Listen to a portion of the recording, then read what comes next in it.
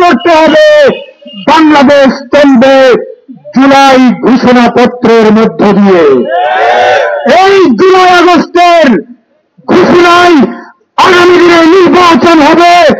এই ঘোষণাপত্রের মাধ্যমে আগামী দিনে সরকার গঠিত হবে। শেষ কথা বলি, আজকে বাংলাদেশ পিআরএ নির্বাচন হবে না বিদ্যমান সিস্টেমে নির্বাচন হবে?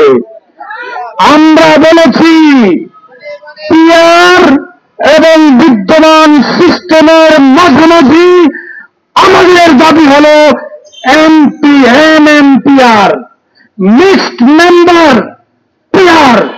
যে পিআরএ বর্তমান বিদ্যমান সিস্টেমে থাকবে এবং জনগণের প্রত্যেকটা ভোটের আনুপাতিক সংসদ সদস্য থাকবে।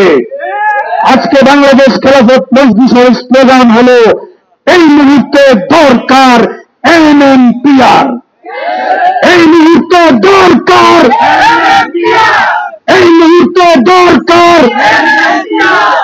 আমরা শুধুমাত্র পিআর চাই না, পিআরের যে ভাষণ, যে সিস্টেম নিউজিল্যান্ডে আছে, এই নিউজিল্যান্ডের মতো বাংলাদেশে এমপিআর চাই। অর্থাৎ যেখানে বিদ্যমান সিস্টেমও থাকবে, পাশাপাশি আনুপাতিক হারে সংসদ সদস্যরা যাবে, সেখানে প্রত্যেকটা ভোটের হিসাব হবে এবং ফেসিবাদ এবং স্বৈরাচার হওয়ার রাস্তাও বন্ধ হবে।